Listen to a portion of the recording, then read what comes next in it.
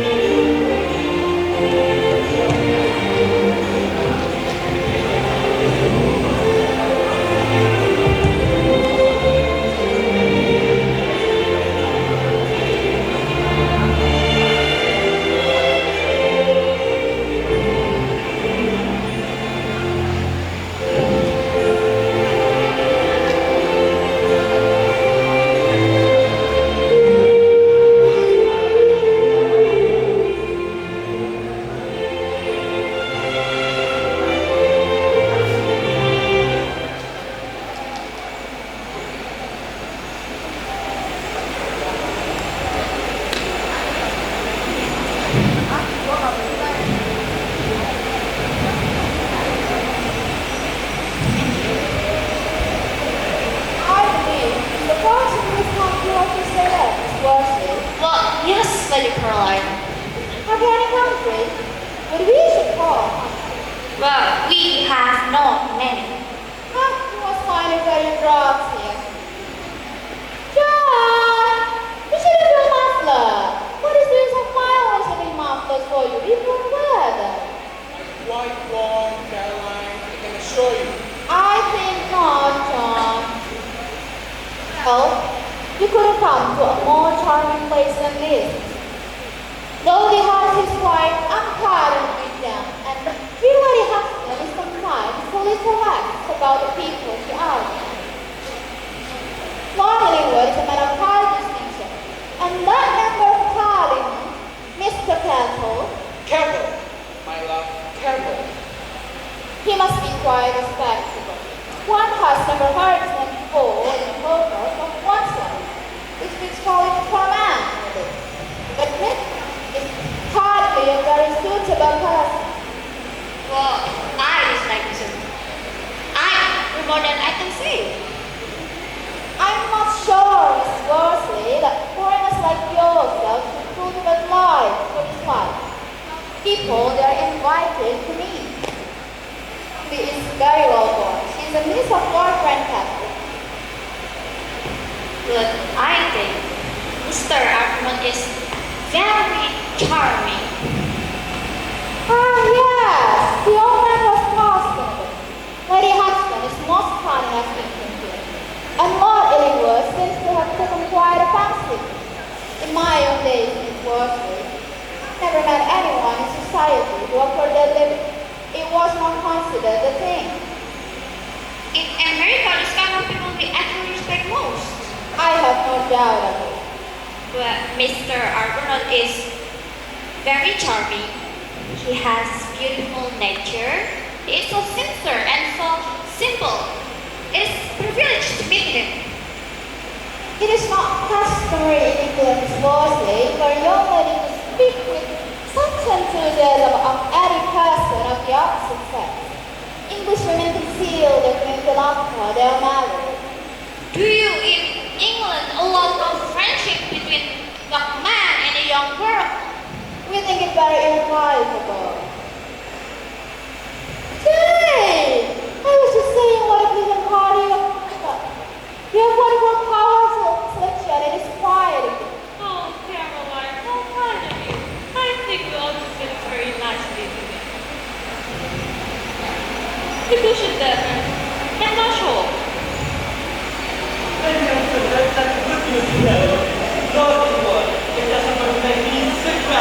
Secretary! That is good news indeed, Gerald. Your mother will be delighted.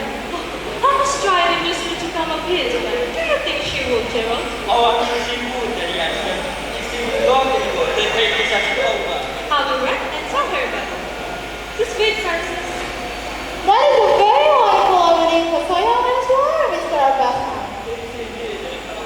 I told him myself working on it. I trust so.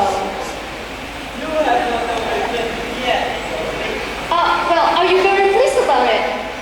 Of course I am. It is everything to me. Tell Henry to wait for an answer. I have been polite to your mother, Gerald, to tell her your good news and to say she really must come to dinner. Oh, we can help you again. Will you come for us to go? Yes, with pleasure. Oh, I'm very much gratified that Gerald has become a fortune. John! The dress is too down for you. I think you had better go and put on your outfit at once. Caroline, I can assure you. You must allow me to be the best judge of that, John. What was I tell you? Farewell. You spoil him, Caroline, you do indeed. Well, dear, I hope you like the bar. The trees are wonderful, Lady Hanson. Quite wonderful. But somehow, I feel sure that I live in the country for 6 months. I should become so unsophisticated that no one takes the slightest notice of me. Oh, I assure you, dear, that the country is not that big at all. As far as I can make out, the young women in the prison seem to make it the sole object of their lives to be always playing with fire. The one who wants to play with fire, Lady Caroline, stop when you get to the siege. It is the people who don't know to play with it who get burned up. Yes, I see that. It is very helpful. I don't know how the woman will get on with such a dear as that, Miss Crosby. The war was made for a man and not for women. Oh, don't say that, Lady Southfield. We have a much better time than they have. The unborn is forbidden to us, they are forbidden to them. Yes, that is quite true. I have not thought of that. Well, Mrs. Elder, have you got your work? I have finished my writing for the day. It has been an arduous task. John! Have you got out of that? I think you had better come over here, John. It is more shelter. I think not, John. You had better sit beside me. And what are you writing about this morning, Mr. Campbell? On the usual subject, Miss Dudley, on purity. Oh, that must be such a very interesting thing, Mr. Arthur. It is one thing of a really national importance nowadays, Miss Dudley. I propose addressing my constituents on the questions before the Parliament meets. I'll find that the poorer classes of this country display more desire for higher ethical standards. Oh, how quite nice of them. Are you in favor of women taking part in politics, Mr. Careful. The growing influence of women is the one reassuring thing in our political life, Lady Caroline. Women are always on the side of morality, public and private. Oh, I'm so very gratified. Did you say that? Yes, the moral quality of woman, that is the important thing. But I'm afraid, Caroline, that dear Lord Illingworth doesn't value the moral qualities of woman as much as he should. The word says that Lord Illingworth is very religious. But what world says that is not true? It must be the next world. This world and I are on excellent terms. Everyone I know says that you are very religious. It is perfectly monstrous the way people go about nowadays, saying things against one behind one's back that are absolutely and entirely true. Lord Illingworth is quite hopeless, Lady Scotfield. It would take a public company with a board of directors and a bad secretary to do that. But you have the secretary already have a new Lord Illingworth. Gerald Arbuthnot has told us his good fortune Oh, don't say that, Lady Huntsman. Kind is a dreadful word. I took a great fancy to young Arbuthnot the moment I met him. He's an admirable young man, and his mother is one of my dearest friends. He has just gone for a walk with our pretty American. She's very pretty, is she not? Far too pretty. These American girls carry out all the magic. Anyway, when was his parents? Miss Bosley Caroline is an orphan. Her father was a wealthy millionaire or philanthropist, or both, I believe, who entertained my son quite hospitably when he visited Boston. I fancy an American dry goods. What are American dragons? American nobles. I am afraid that you don't appreciate America, Lord Illingworth. It is a very remarkable country, especially considering its youth. The youth of America is their oldest tradition. It has been going on now for 300 years. To hear them talk, one must imagine they were in their first childhood. But there is undoubtedly a great deal of corruption in American politics. I suppose you allude to that. I wonder, Do you take no side then in modern politics, Lord Illingworth? one should never take sides in anything, Mr. Campbell. Taking sides is the beginning of sincerity. And earnestness follows shortly afterwards, and a human being becomes a fool. Are you going, Mrs. Alfie? Just as far as the secretary, Lady Hanson, Lord Illingworth told me this morning that there was an orchard as beautiful as the 76. Oh dear, I hope there's nothing of the kind. I will certainly speak to the gardener. She lets the Cleverton run away with her sometimes. They're not our friends between us.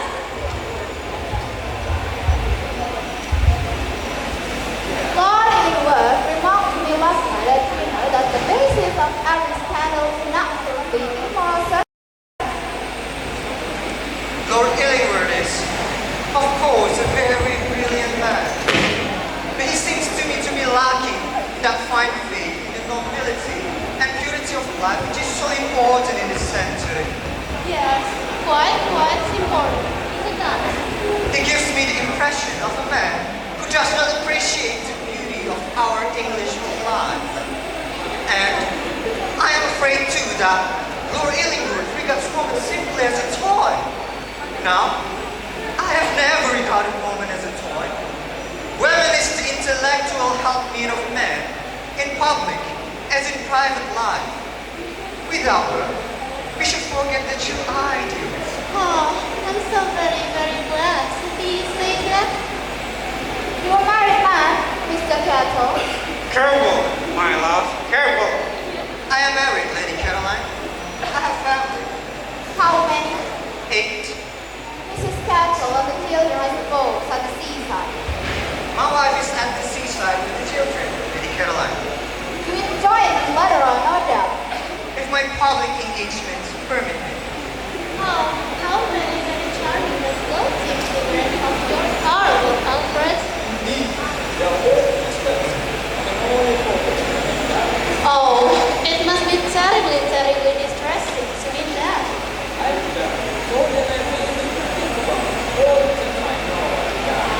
But don't the people to whom you owe the honor give you a great deal of annoyance?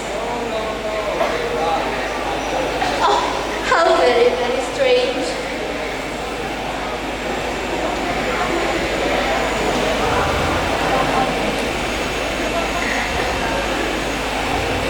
Here's a letter, Caroline, from dear Mrs. Arbuthnot.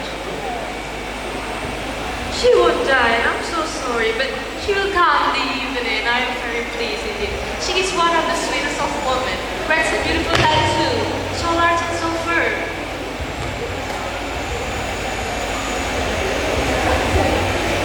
Little Latin family something to qualify my most in women. Oh, she's very feminine, Caroline. You should hear what the Archdeacon says of her. In the yellow drawing room, shall we go in? Starfield? With pleasure, Lady Hudson.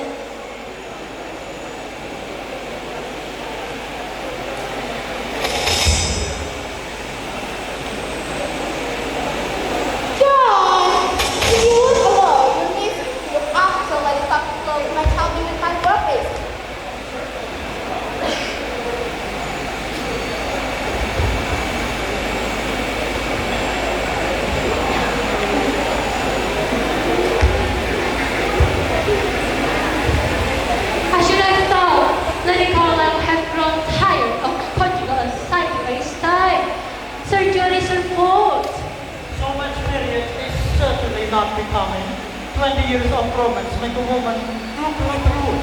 20 years of marriage make her something like a public building. 20 years of romance? Is there such a thing? Not in our day. Women have become too brilliant. Nothing spoils a romance so much as a sense of humor in women. Or the one of within a man? You are quite right. Lordly Wilde, everyone has been congratulating me. Lady Anson and Lady Caroline and everyone. I hope I sound like a good secretary. Gerald, you will be the pattern secretary. You enjoy what you like, Miss Mosley. Yes, Mrs. Arundel. Don't find yourself longing for a London dinner party. I dislike London dinner parties. Well, I adore them. The clever people never listen, and the stupid people never talk. I think stupid people talk a great deal. Well, I never listen. My dear boy, if I didn't like you, I wouldn't have met you the offer. It is because I like you so much that I want to have you with me.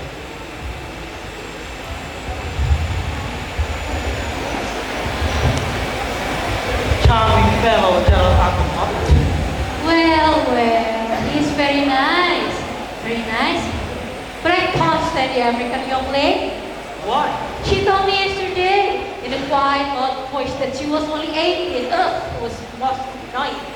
One should never trust a woman who would tell one her real age. A woman who would tell one that would tell one anything. She's a Puritan. Besides, That is inexcusable. I don't mind a plain woman being Puritan. And besides, she is decidedly fit. I admire her immensely. what a thoroughly bad man he must be. What do you call a bad man? The short of man who admires innocence. And a bad woman? Oh, the short of women. A man never gets tired of. You are serene of yourself. Define us as a sex. Sphinxes without sea. That's the end with the Puritan women. Do you know that I don't believe in the existence of Puritan women? I don't think there is a woman in the world who will not be a little gladder if one make love to her. You think there's no women in the world object to be kissed? Very few. Miss Mosley will not let you kiss her. What do you think she'd do if I kiss her? Either marry you or strike you across the face with a glove. What would you do? She struck you across the face with a glove. Fall in love with her probably. Then it is love you're not going to kiss. Is that a challenge? It is an arrow shot into the air. Do you know that I always succeed in whatever I try? Well, I am sorry to hear it. We women adore it. They live on us. How tantalizing you are. Lord Abel, there is one thing I always like.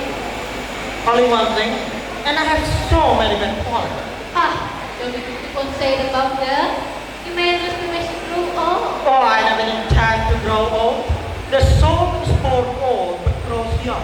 That is the comedy of life. But what is the mysterious reason that you sound old? It is that you have never made love. I have never done anything yet. Really? I have not noticed it. How fortunate. It might have been a tragedy for both of us. Then we should each have survived. Oh, one can survive anything nowadays except death.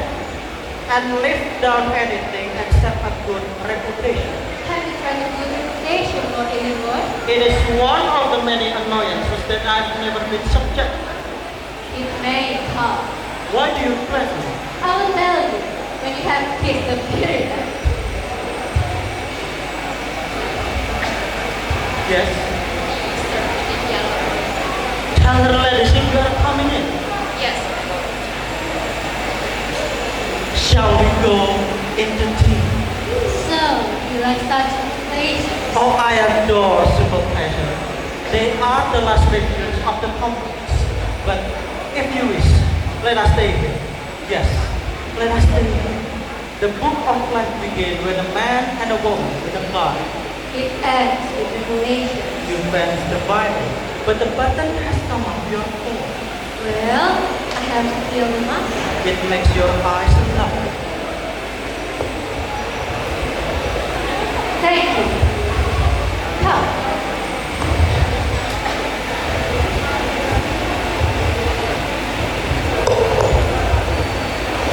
What a curious handwriting.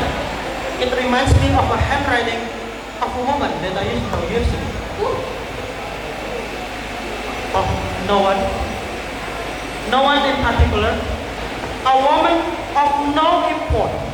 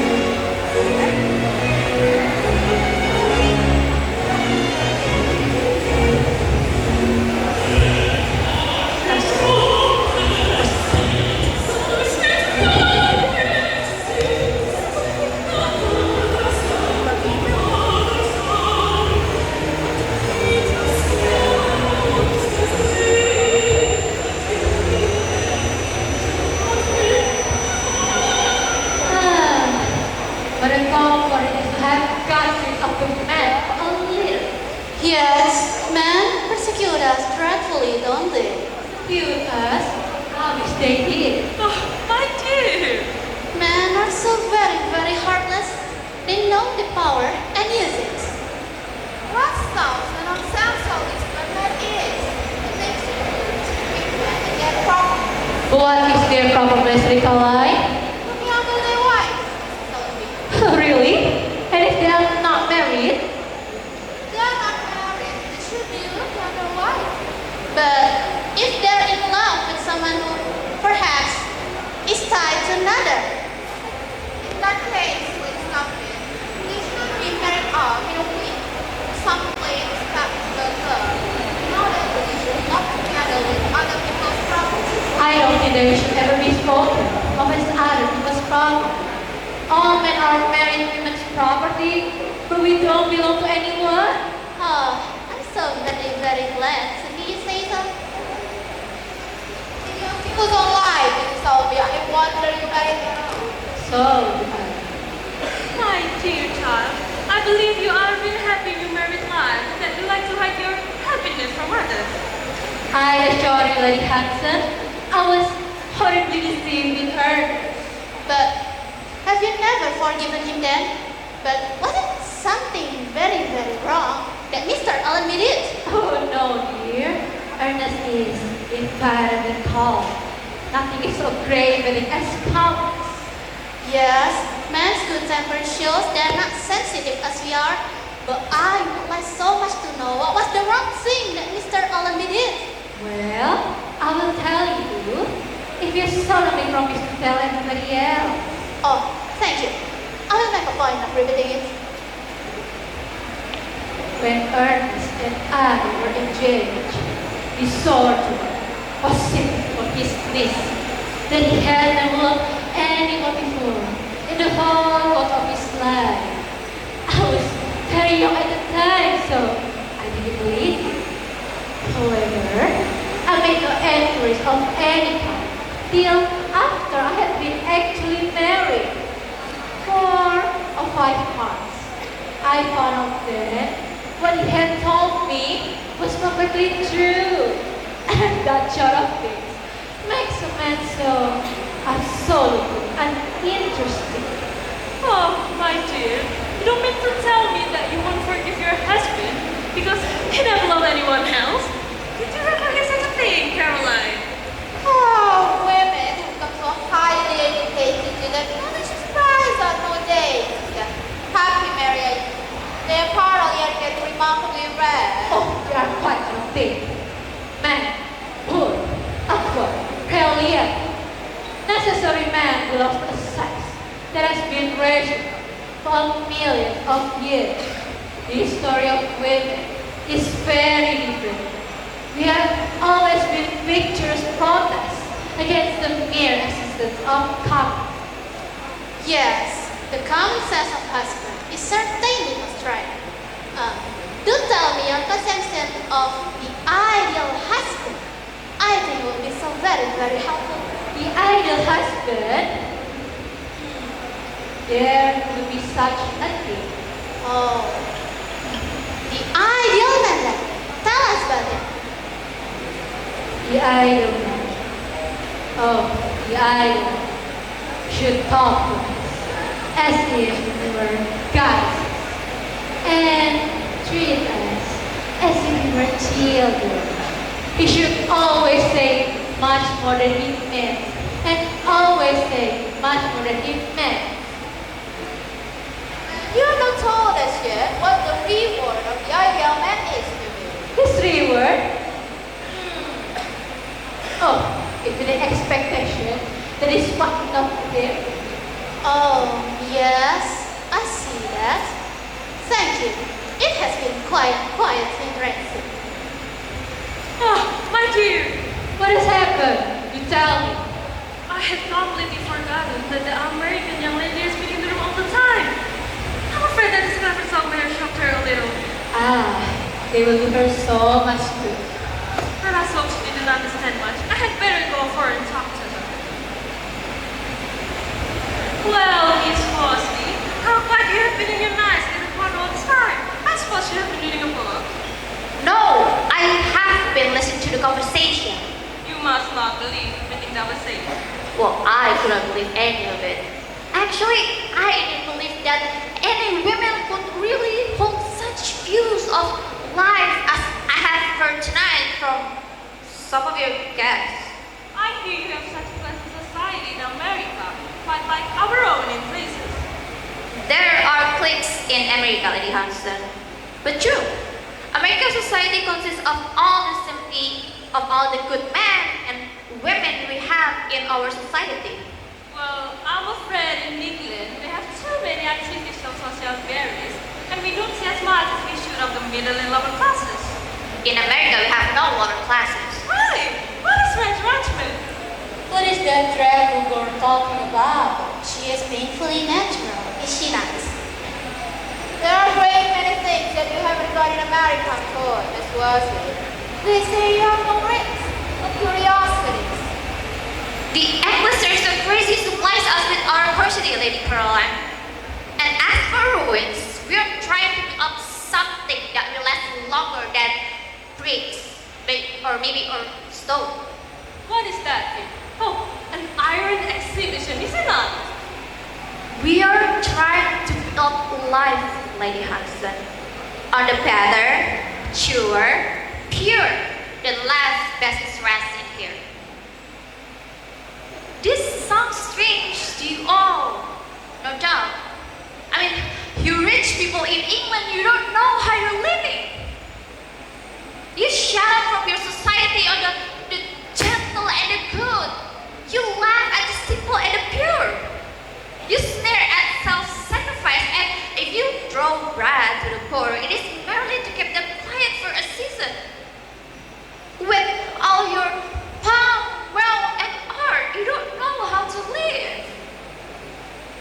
You love the beauty that you can see, touch, and handle. The beauty that you can destroy and do destroy. But the unseen beauty of life, the beauty of a higher life, you know nothing. You have lost life's secret.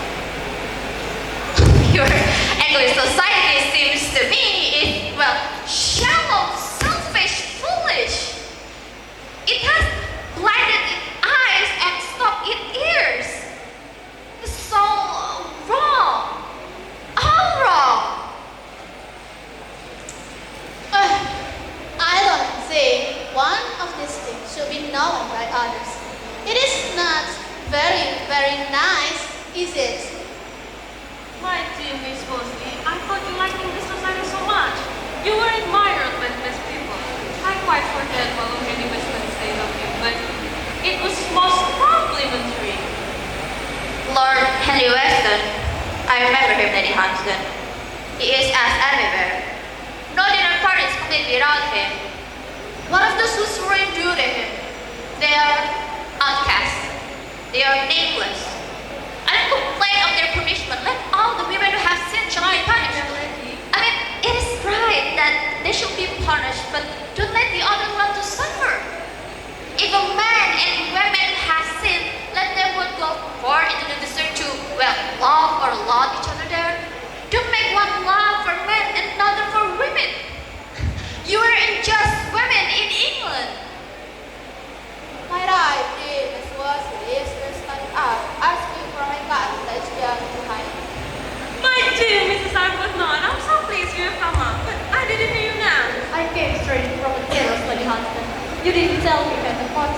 Not a party, only few guests who are staying in the house. Well, this is Mrs. Arbuthnot, one of my sweet friends. Lady Caroline Fontaine, Lady Suffield, Mrs. Oldby, and my young American friend, Miss Worsley, who has just been telling us about how we could be home. Lady Hanson, I'm afraid you think I spoke too strongly, but I think there is something in England My that dear is... young lady, there was a great deal of her.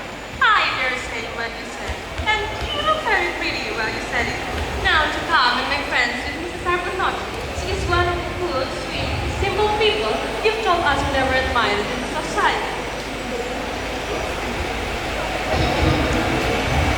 What a bore it is the man staying so long after dinner. Then, shall we go to the terrace? Oh, anything to get away from the doggies and the doggies. We are only going to look at the stars, Lady Hanson. You would find many great deer, but don't catch cold. We shall all miss Gerald much. But has Lord Elwood really offered to make Gerald a secretary? Oh yes, he has been most charming about it, and he has the highest possible opinion of everyone. You don't know Lord Illingworth, I believe, dear. I'm afraid I don't. I live so much of the world and see so few people. Lord Illingworth is very distinguished, but he has the highest position, and there is nothing he couldn't get if he chose to ask. Of course, he's a comparatively young man still, and only come to his title within...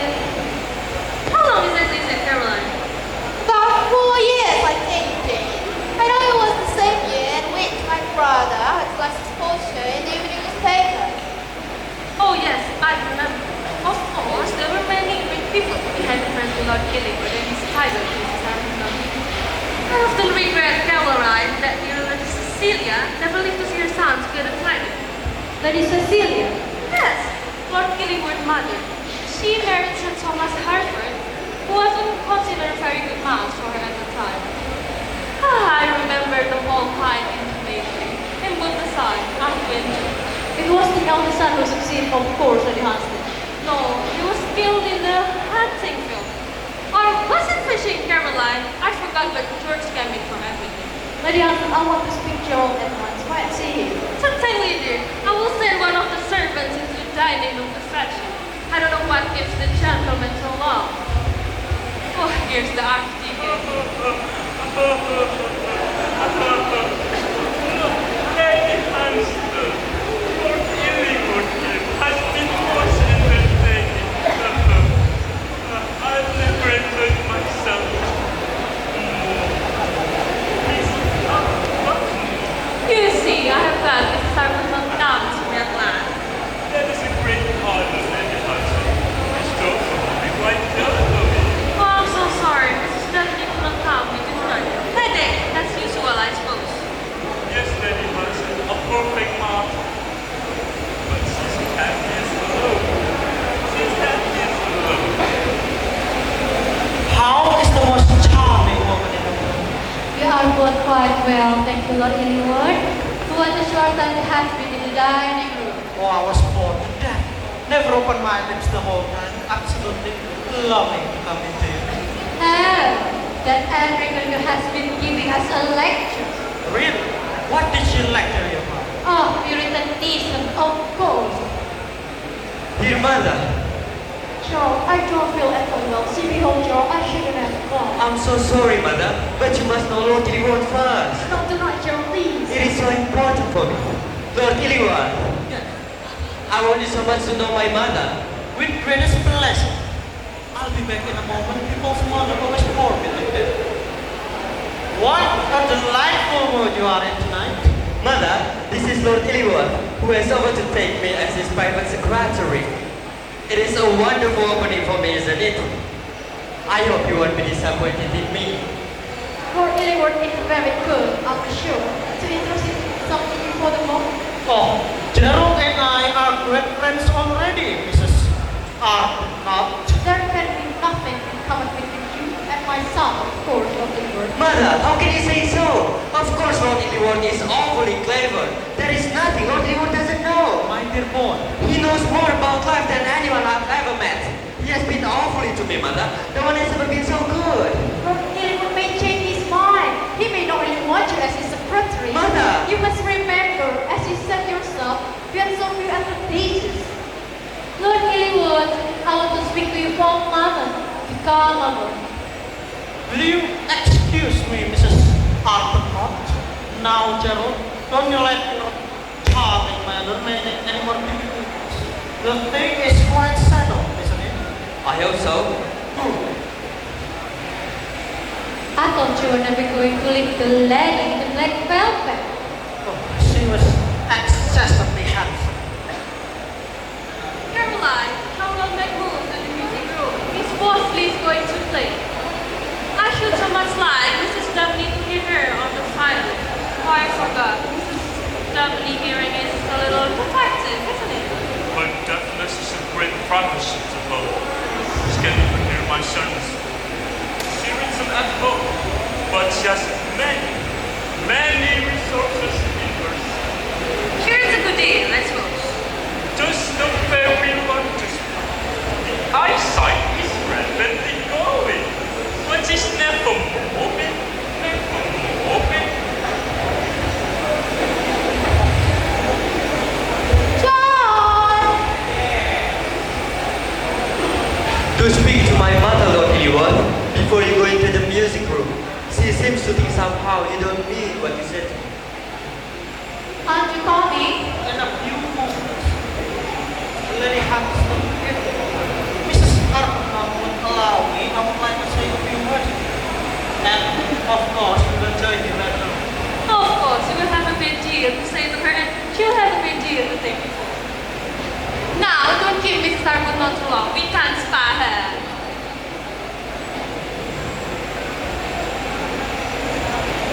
So that is our son, Rachel. Well, I'm very proud of him. By the way, why Arthur not, Rachel? One name is as good as another when one has the right to. I suppose so, but why Gerald?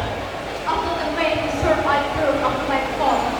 Well, Rachel, what is over is over. I'm very, very pleased with our home. My life seemed to be quite complete. It was not so. It lacked something. It lacked a son.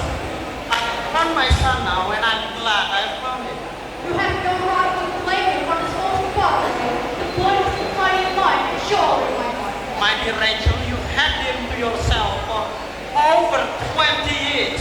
Why not let me have him for a little now? Are you talking of the child you offended? Of the child as far as you concern my done over and over? Oh, you forget, Rachel, it was you who left me. I left you because you refused to give the child a name before the child was born. I implore you to let me. I had no expectations then. And besides, Rachel, I was much older than you were.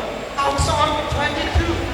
When a man is old enough to do wrong, you should be old enough to do the right thing.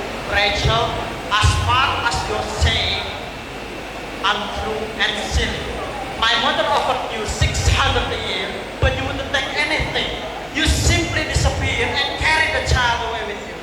I wouldn't have accepted a penny from her. Your father was different. He told me in my presence when we were in Paris that it was your duty to marry her. Oh, duty. Duty is what one expects from others. And of course, I was influenced by my mother. Every man is when he's young. I'm glad to hear you say so. Gerald Shaw is certainly not good with you. Rachel, I must candidly say that I think Gerald's future is considerably more important than your past. Gerald cannot spare excuses for my past. Rachel, I want you to look at this matter from a common sense point of view. What is our son at present? An underpaid clerk in a small provincial bank in a third-rate English town. If you imagine he's quite happy in such position, then you are mistaken. It's thoroughly discontented. He was not discontented till you made him so. Of course I made him so. Discontent is the first step in the progress of a man or a nation. And I don't leave him with a mere something for something he could not get. No. I made him a charming offer. And now, simply because it turns out that I am the boy's own father and he, my own son, you propose practically to ruin his career. I will not let you. Then how can you prevent it? What excuse can you give to him for making him decline such an offer as mine? And now, look how you have brought him up. I brought him up to be a good man. Quite so. And what is the result? You have educated him to be your judge if he ever finds you out. And a bitter, unjust judge will be. Don't be deceived, Rachel. Children begin by loving their parents. After a time, they judge them. Rarely, if ever, do they forgive. George, don't take my son with me. I have had 20 years of service and I have done only one thing to learn. Their sorry thing. Don't come now and rob me of all I have to do. George, don't take George from me. Rachel, at the present moment, you are not necessary to Gerald's career. I am. Here is Gerald. He has a right to decide for himself. Well, dear mother, I hope you have settled it all with Lord Illingworth. I have no Gerald. Oh, your mother seems not to like your coming with me for some reasons. Why, mother? I thought you were quite happy here with me. Mother, how can you talk like that? Of course I've been quite happy with you. But a man can't stay always with his mother. I want to make myself a position to do something.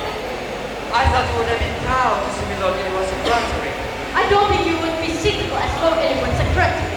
I don't wish to seem to interfere for a moment, but Mrs. Arbuthnot, as far as your last objection is concerned, I surely am the best judge. And I can only tell you that your boy has all the qualifications I have hoped for. He has more, in fact, than I have even thought. Far more. Have you any other reason, Mrs. Arbuthnot, that you don't wish your son to accept this post? Have you, mother? If you like to be alone with your son, then I will leave. You may have some other reasons you don't wish me to hear? Mother, I have no other reason. Well then, my dear boy, we may look other thing as settled. You and I will smoke cigarette on the terrace together. And Mrs. Armstrong, I must say that I think you have acted very, very wisely. Come, Gerald.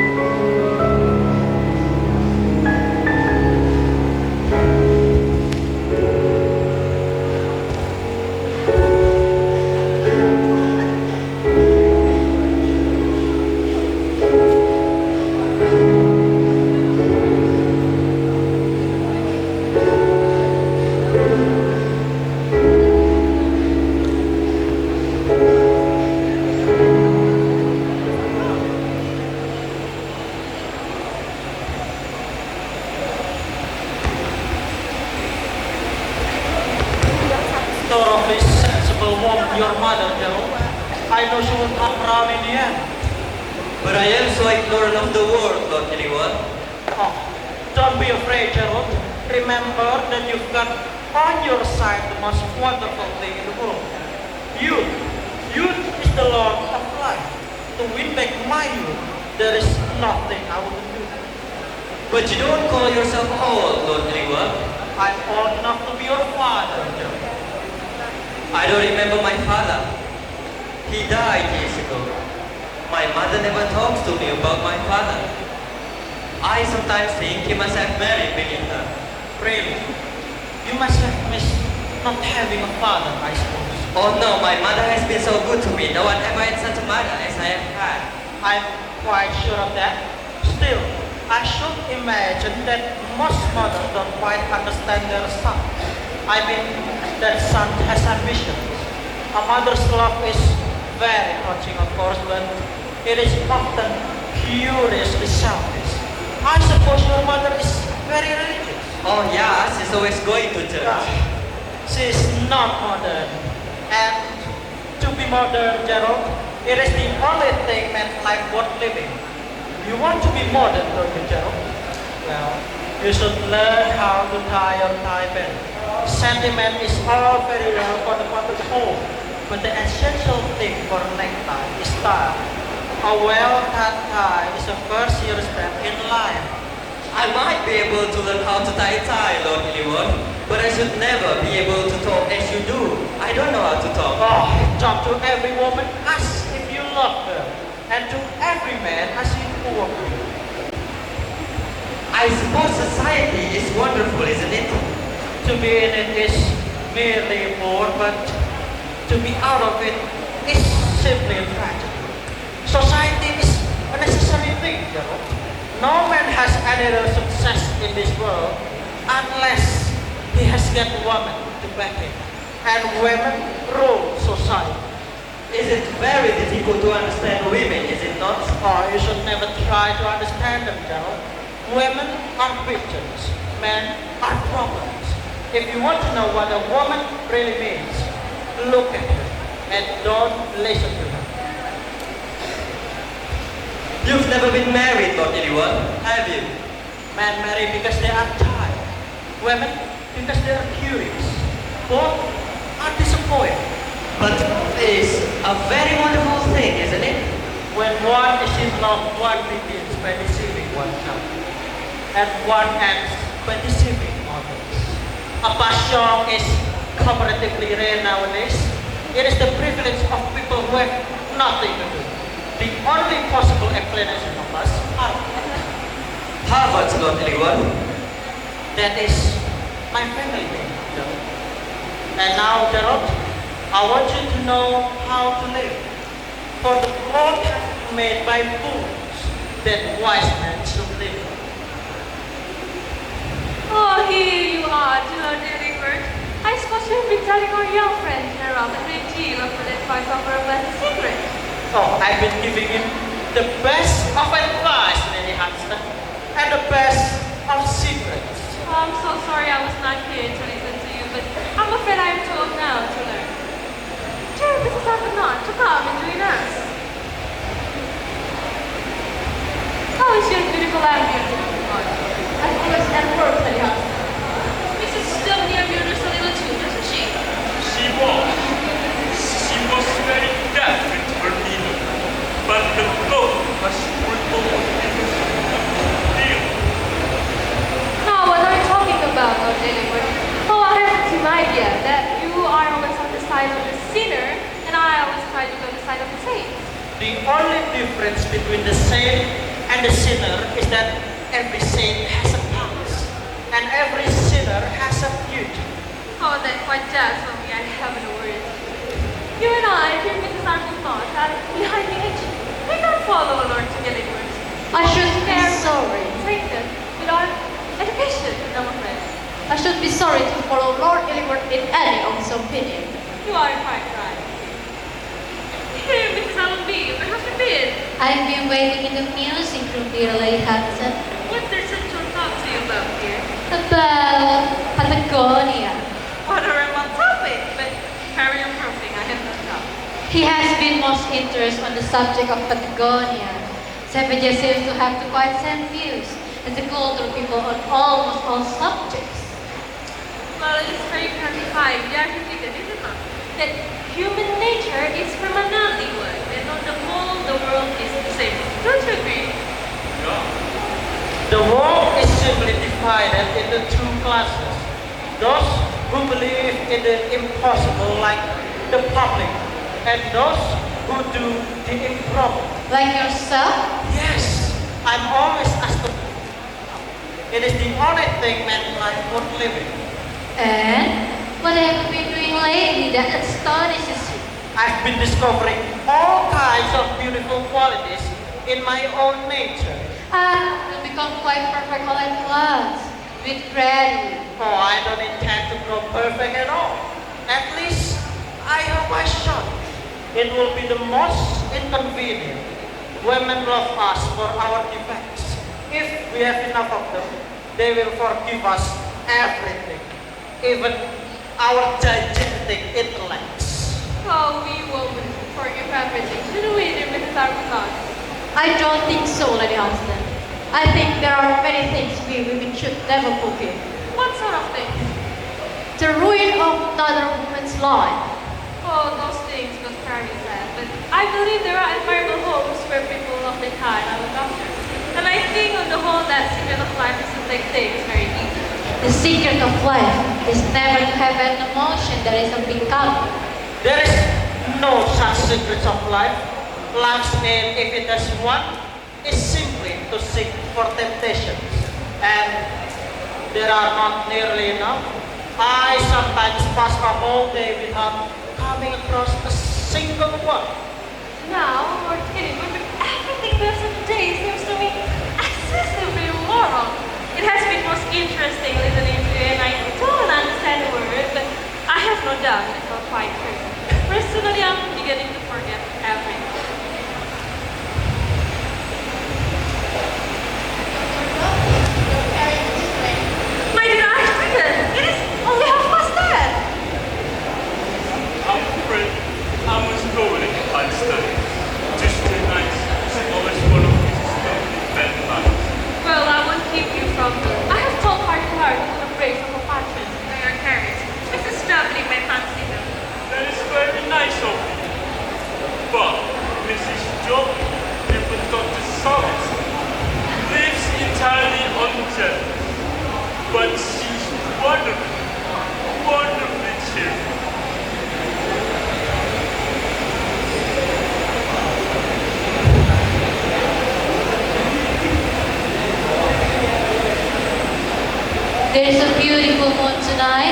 Let us go and look at it. May I come too? Do, my dear boy.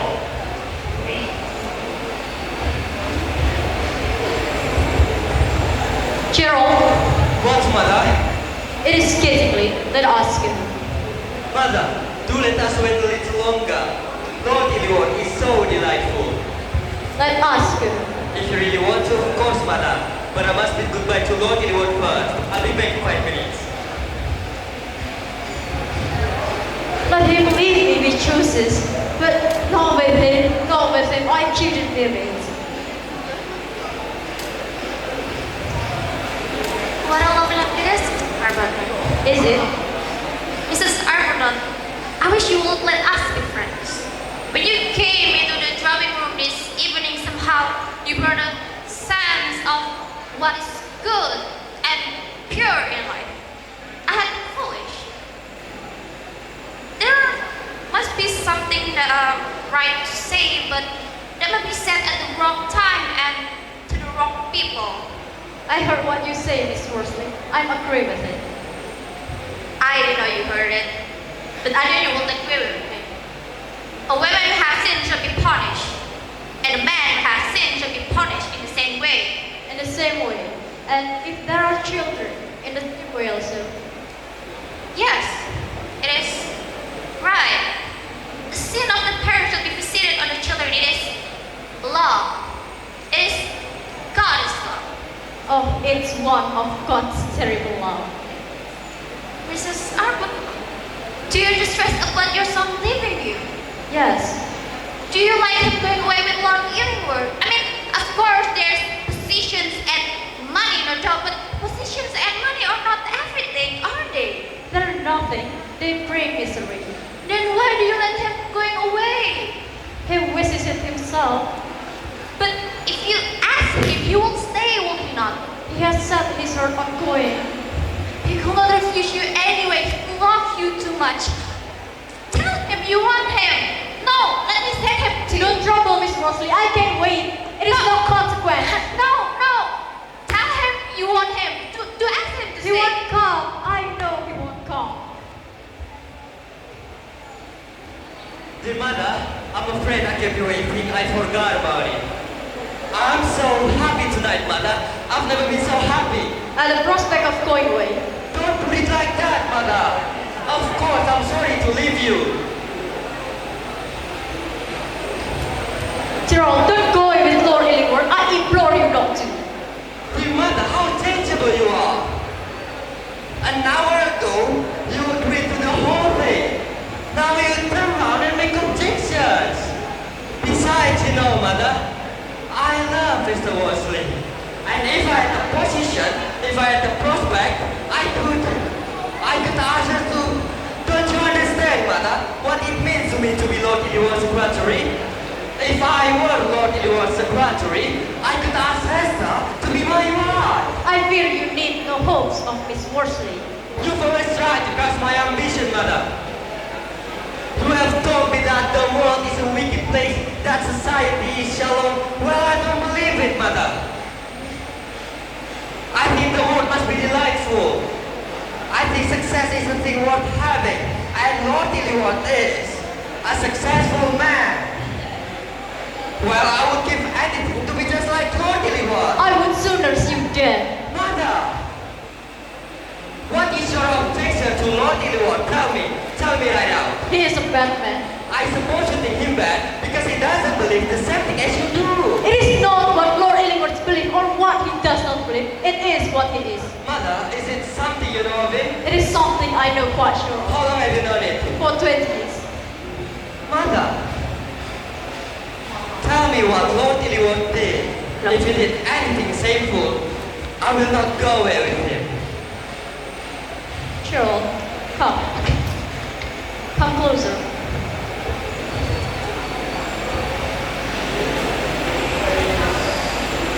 There was a girl once. She's very young. She's over 18 at that time. Joe Harvard. That was named, Lord Illingworth's name then. Joe Harvard made her. He made this girl love him so much that she left his father's house one morning with him. He had solemnly promised to marry her, but he put the marriage off from week to week and month to month. She trusted in him all the while. Before the child was born, she implored him for the child's sake to marry her, that her child might have a name, that her sin might not be visited on the child who was innocent. He refused. After the child was born, she left, taking the child away. Her life was ruined. She suffered terribly. She will always suffer. That is why I call Lord Illingworth bad, and I don't want my boy to be with him. Dear mother, it all sounds very tragic. But I dare say the girl was just as much to blame as Lord Illingworth was. After all, would a really nice girl go away from her home with a man to whom she was not married and live with him as his wife? No nice girl would. Gerald, I withdraw all my objection. You're at liberty to go away with Lord Illingworth. Dear mother, I knew you would stand in my way. You are the best woman God ever made. But still, I can't believe he's capable of these honorable things. I can't, mother.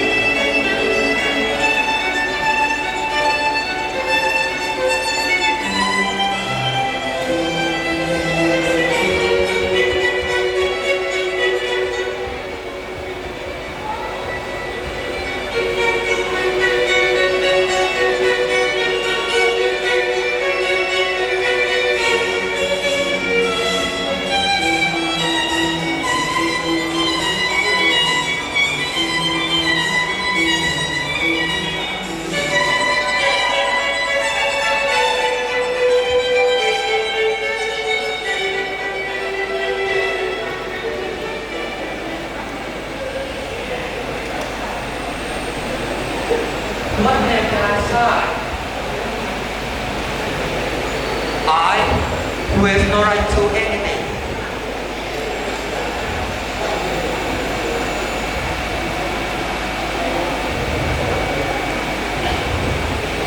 Mother, I've just written to him. To my father, I've just written to tell him to come here at 4 o'clock this afternoon. He shall not come here. Mother, he must come. Gerald, if you're going away with Lord Illingworth, go at once. Go before it kills me, but don't ask me to meet him. But you don't understand. Nothing in the world would induce me to go away with Lord Illingworth or to leave you. I have written to him to say... What can you have to say to him? Can't you guess, Mother, what I have written in this letter? No. I have written to Lord Illingworth to tell him that he must marry you. Marry me. Mother, the wrong that has been done, you must be repaired. And in a few days, you shall be Lord Illingworth of Wilde. But Gerald... I will make him do it. He will not dare to refuse. But Gerald, it is I who refuse. I will not marry Lord Illingworth. Not marry him? Mother! I will not marry him. Mother, it is for your sake I'm talking, not for mine. This marriage will not help me, but surely it will be something for you. That you, my mother, should, however late, become the wife of the man who is my father. I will not. Mother, you must. I will not. What atonement can be made to me? It is the usual history of a man and a woman, and the ending is the ordinary ending. The woman suffers and man goes free. If he came to you himself and asked you to be his wife, you would give him a different answer. Remember, he is my father. If he came himself, which he will not, my answer would be the same. Remember, I am your mother. Mother, it is to take away the bitterness out of your life and to take away the shadow that lies on your name. There's no alternative. And after the marriage, you and I can go in together. But the marriage must take place first. I implore you to do what I ask you. I will not. Mother, you believe in religion and you brought me up to believe in it. Well, surely our religion must tell you that I'm right. You know it, Mother.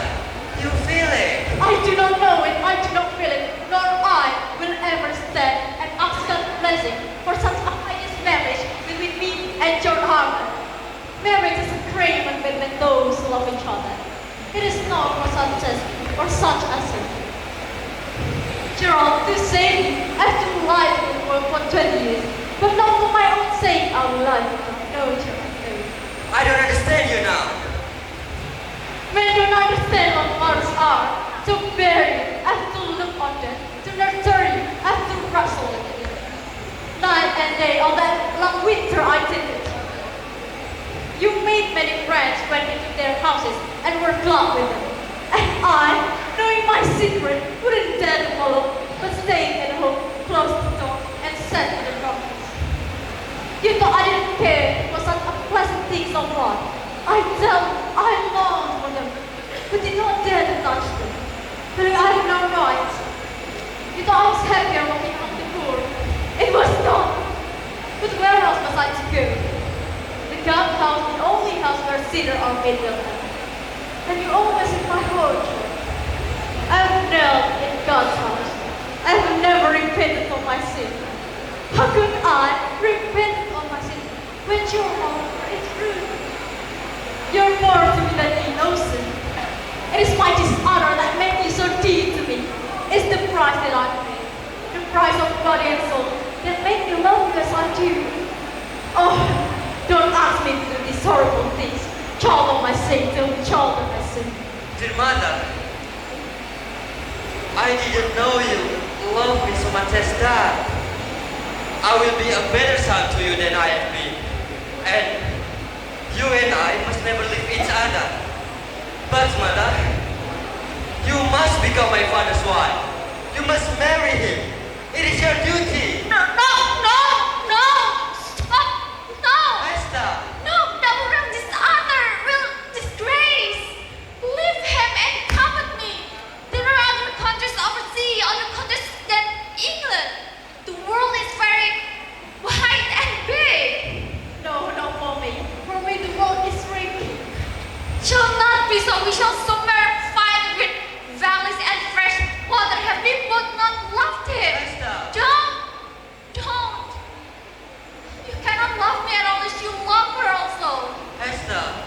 should I do? You respect the man who is your father. Respect him? I despise him. I thank you for saving me from him last night. There is nothing. I would die to save you. But you don't tell me what to do now. Then ask your own heart, not mine. I've never had a mother to save or shame. Mother, forgive me. I have been to blame. Don't touch my miracle. Something is broken. You are my mother and my father all in one. I need a second parent. I will say something, mother. Have I found one love to lose another? But has he what we did not love? I have loved him always. But we are very poor. Who being loved is for no one. I hate my riches, they are burned and him share it with me. But we are disgraced. We rank on the outcomes. Child is nameless. The sin of the parent should be visited on the children. It is the God's love. I was wrong. God's law is only love.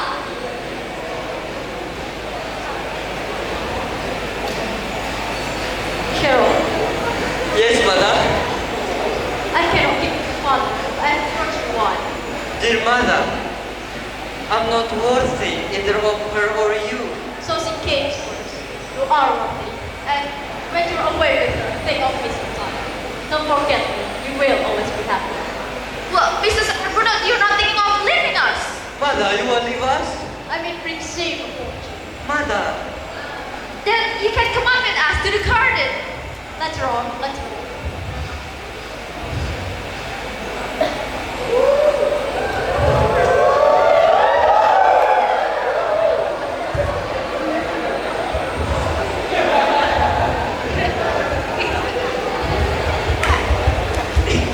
There is someone to see him, ma'am. Say I will not move. Show me the point. Say I will not see him. What you can you have to say to me? George Harder, you have nothing to say to me. You must leave this house. Rachel, My son may kill you at any moment. I saved you last night. I may not be able to save you again, and I beg you to give it. last night was excessively unfortunate. That silly Puritan girl making a scene merely because I wanted to kiss her. What harm is there in a kiss? A kiss may human's lives, George Harper. I know that. I know that well. We won't discuss that at present. What is of importance today, as yesterday, is still our son. I admire his conduct last night. This gentleman should have liked a son of mine to be. Now, what I propose is this. Lord Illingworth, no proposition of yours interpreted. According to our ridiculous English laws, I can't legitimize Gerald, but I can live in my property. What more can a gentleman require in this world? Nothing more, I'm quite sure, and I told you I was not interested. My dear Rachel, I want you to look at this matter from a professional point of view. Rachel, what do you mean, Rachel? Look in the garden.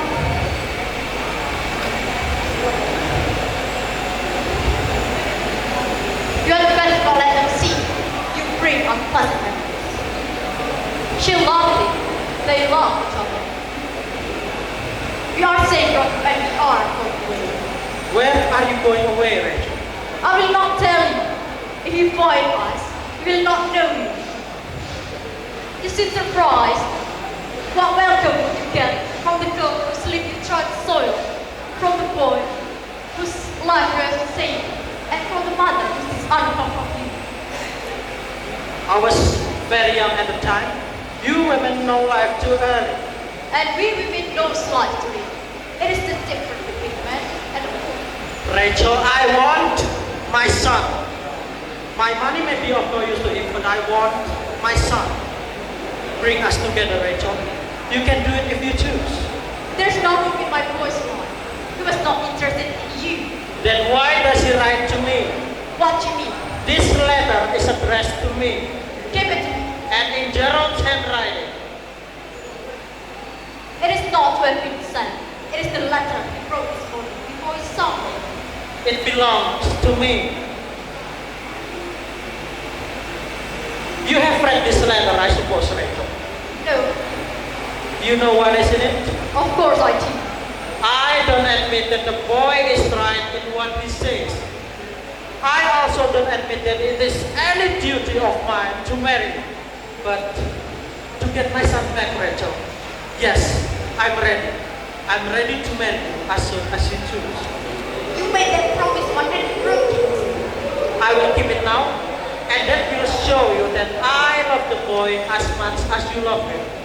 I decline to marry Lord Illingworth. Do tell me your reasons. Yes, I have told them to my son. I suppose they were intensely sentimental, were they? You women live by your emotions.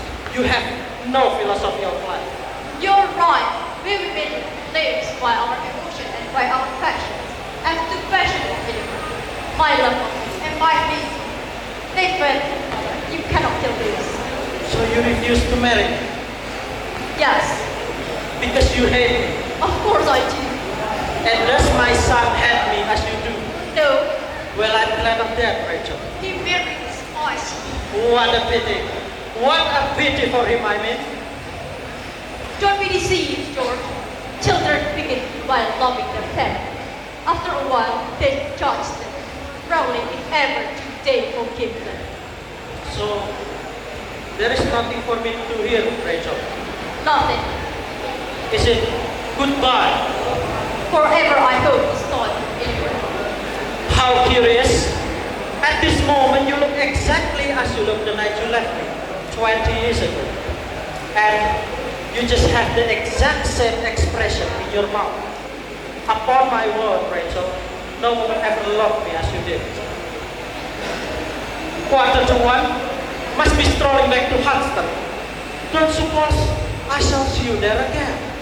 I'm sorry. I am, really. It has been an amusing experience to have met amongst people of one's own rank and treated quite seriously too. One's mistress and one's...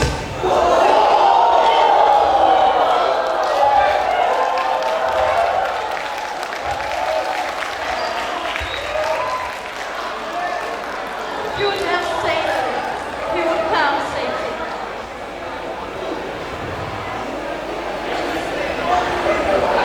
Well, dear mother, you never came out after all, so we have come in to fetch you. My boy, my boy. Mother, what's wrong? Nothing. You have two children now. You will let me be your daughter. Would you choose me as your mother? You of all women I've ever known. Mother, whose glove is this? You've had a visitor? Who is it? Oh, no one. No one in particular. A man. Oh.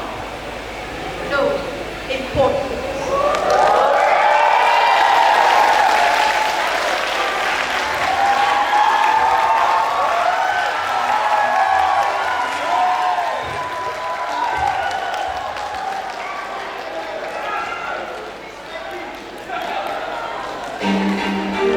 Ladies and gentlemen, the directors, actors,